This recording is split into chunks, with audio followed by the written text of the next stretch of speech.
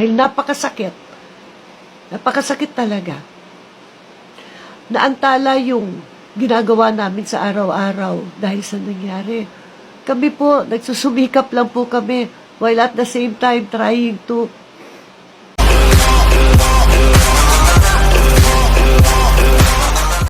Nagsalita na si Marina Benipayo, ang longtime partner ng aktor na si Ricardo Cepeda. Kamakailan lang nang inaresto at nakakulong ngayon ang aktor sa QCPD headquarters sa kasong syndicated estafa. Mariing pinabulaanan ng pamilya na sangkot si Ricardo sa inirereklamong kumpanya. Naging endorser lang di umano ito kaya nadamay sa mga kinasuhan ng mga investors. Gayunpaman, no bail ang kaso o walang piyansa, kaya mananatiling nakakulong ang aktor habang nililitis ang kaso.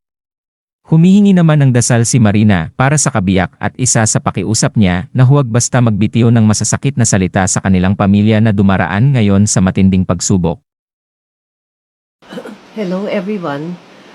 Naisip ko gumawa na lang ng video before anything gets blown out of proportion. Kung hindi nyo pa po alam kung anong nangyayari, okay lang. Malalaman nyo din yun. Mabilis naman ang balita sa TikTok at social media. Gusto ko lang po sana i-call to attention yung mga gumagawa ng content kasi may nakita po ako mga ibang content na si Ricardo po yung nangyari sa kanya ang subject. No? Sinabi nga sa amin, wag na tumingin sa social media, wag na magbasa. No? Okay lang, no? Lagi naman ganun ina-advise natin. Pero minsan kasi po, parang kailangan din naman magsalita, no? Kasi, para yung okay sana kung maganda ang comment nila for support, they're praying for you. Pero po, pag ang comment, hindi po maganda, at obviously, dahil hindi nila kilala yung tao, nilalabas lang nila sa isip nila para lang, I don't know, di ko alam minsan kasi it's really all about the power that you have when you comment the power that you get, no? Pero sana po, before kayo mag-comment, sana kung hindi nyo kilala ang tao, wag na lang kayo magsulat. Hindi ko alam actually kung anong napapala kung magsusulat kayo. Okay, you're able to voice your concern, but voicing your concern, even for the creator na gumawa ng video, voicing your concern or spreading awareness, that does not entail just writing or reading kung ano yung nakasulat sa news.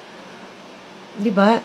It also entails you being responsible for being the one who commented, and dun sa content creator, dahil ikaw ang nag-post, you're also responsible for lahat ng comment na lalabas and reactions. Magpo-post kayo, tas hayaan nyo lang pagpiestahan ng mga tao. Hindi yata tama yun Kasi, what if it happened to you? My friends, I would never, ever, ever wish that anything like that would happen sa inyo kahit hindi ko kayo kilala dahil napakasakit. Napakasakit talaga. Naantala yung ginagawa namin sa araw-araw dahil sa nangyari. Kami po, nagsusumikap lang po kami while at the same time trying to help as much people as we can dahil alam po namin kung ano ang pakiramdam ng paghihirap. Alam namin yun Sana po, kung anong napapanood nyo kami sa TV o sa sine, no? Kung ano yung characters na pinoportray namin, huwag naman isipin na ganun kami. Dahil hindi po kami, it's the total opposite na. Dalas nga, sinasabi ko, sana mag-portray ako mahirap dahil doon ako nakaka-relate. Huwag nyo naman, una-una sasabihin nyo yung lifestyle. Friends, hindi nyo kami kilala. Pero alam na alam ng pamilya, ng mga kaibigan namin, mga kamag-anak namin, na napakasimple ng buhay namin. We're very low maintenance. Hindi po kami nagbabakasyon. Road trip lang nga, malaking bagay na sa amin. We don't have expensive clothes. You know? We just make the most of what we have. Yun nga din minsan ang tinuturo ko eh. You know, you make the most of what you have. Pero, kahit ano pang gawin namin, low-key na nga kami, hindi din kami lumalabas, di ba? Wala, ganun pa rin ang nangyari. All we need really now are prayers. Nothing less. Yun lang po. Sana, maintindihan ninyo, no, yung sinasabi ko, and sinasabi ko ulit, I would not ever wish na mangyari sa inyo itong nangyayari sa amin ngayon, nangyayari kay Ricardo ngayon.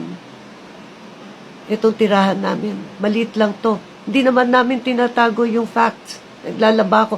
Wala kaming tinatago. Lahat ng nilalabas namin kung ano kami talaga. Meron kasi dyan yung iba, akala nila napakayaman namin, kaya nangyayari daw sa amin ito. Friends,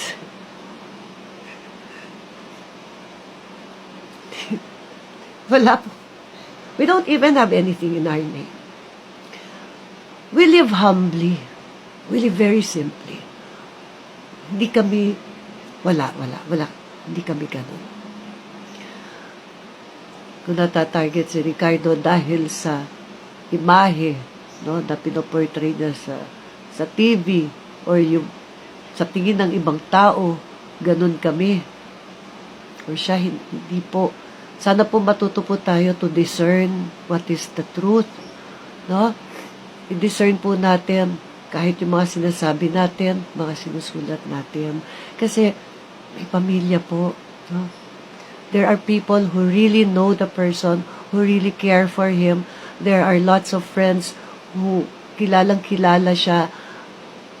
So sana po, yung sinusulat ninyo na hindi maganda, nababasa din po yan ng ibang hindi rin siya kilala. Parang domino effect yan, kakalat ng kakalat. Friends, huwag niyo pong hayaang maglaro ang demonyo sa utak ninyo. Huwag ninyo unahin yung duda, yung feeling ninyo, kaya nangyari sa kanya to ganito. Wag po. That's the devil playing with your mind. Sanayin po natin na kung pwede, if magsusulat tayo, or magko-comment, or magpo-post ng video, it's always for support and prayer. Dahil yun ang pinakakailangan namin ngayon. Please use your social media power well and responsibly. Even po sa mga live ko, di ba, lagi ko sinasabi, if you doubt, don't buy. Ganon din po yun. Kung nagdududa kayo sa nakikita ninyo, nababasa ninyo, huwag na po kayo mag-comment na lang. Bakit po ba? Right now, yung mga anak namin Ricardo are also worried about him. And sige, hindi sila nagbabasa ng anything sa social media. But do remember that every time you write something that is not good, lalo na kung hindi ninyo kilala ang tao, madami pong nagbabasa din yan. At dahil sa inyo, no, nagiging mali tuloy ang perception ng mga ibang tao na hindi rin kilala si Ricardo o ako, no, sa amin. Ayaw niyo pong mangyari sa inyo yon. So para masagot lang po yung mga ibang tanong, no? Si Ricardo was never present in any of those talks about investing. Hindi nga kami nag-invest doon kasi hindi kami nag-invest, wala kaming pang-invest. Tsaka hindi po siya signatory, wala siyang pinirmahan na kahit anong papel dun sa kumpanya. Itong ang pagka-brand ambassador niya, verbal nga yan kasi gusto nga niya tulungan yung tao in the first place. So at the end of this video, ipopost ko po dito yung nasa sa looban namin, ng pamilya namin, no? Sa mga hindi kami kilala, kung ayaw niyo maniwala, okay lang. Naintindihan ko naman. Pero papasalamat ako sa lahat, no, ng mga naniniwala sa amin. Kilala kami, totoong kilala kami, na alam na never talaga in our lives, never namin ma-imagine na mangyayari sa amin ito. Lalo na kay Ricardo. Napakabait niyang tao. Dami niya tinutulungan. Ito nga ginawa, nangyari, tinutulungan lang din niya yung kilala niya. Pero, of course, lessons learned. Pero lessons learned na rin para sa inyo siguro itong nangyari. Huwag natin sayangin. Maraming salamat po ulit. And God bless us all.